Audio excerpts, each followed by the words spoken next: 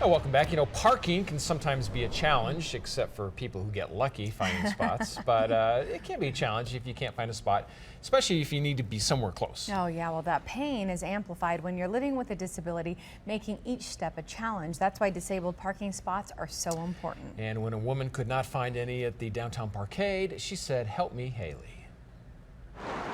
My condition was first diagnosed in 2000, so I had tried several different drug therapies. You'd never guess what a struggle every single day really is for Anita Jamison. If you only knew my story, then you would probably see why I walk the way I walk and why I, kind of hug the building and, try to stay out of the main traffic of people. Her MS makes each step a challenge. I feel like I'm an 85-year-old person in a younger body. And the winter makes it terrifying. With my muscle stiffness and spasticity, cold weather is not my best friend. And neither is this iconic downtown Spokane parking structure, the Parkade.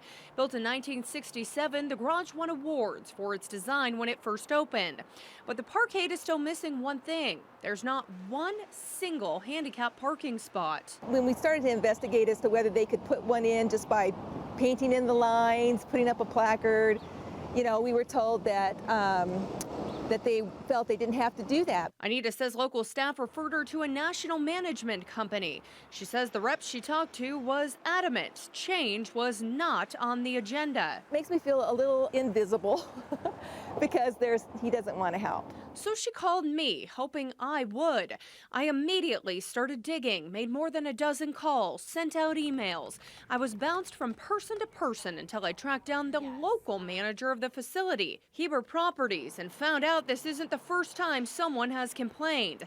Take a look at this letter the Parkade's attorneys shot off to the complainant back in the 90s. It says, quote, architects found two fundamental problems in the Parkade structure, which foreclose accessible parking for the disabled.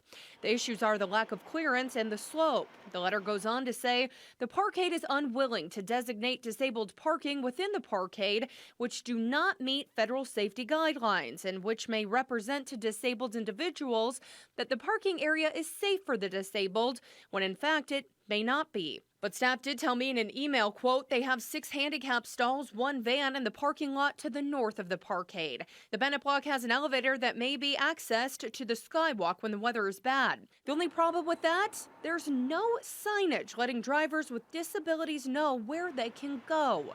So I put in a request to change that. My request was granted by the company who runs the facility, and they tell me an 8x10 sign is now being manufactured to hopefully make this a smoother process.